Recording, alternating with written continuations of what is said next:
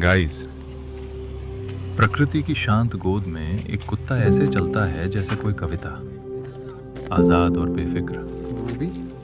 धूप उसके रोयों को छूती है, हवा उसकी खुशी को बहा ले जाती है। ना कोई जल्दबाजी, ना कोई चिंता, बस हर पल को जीता हुआ दिल। और उसी खामोश खूबसूरती में वो हमें जीना सिखा जाता है।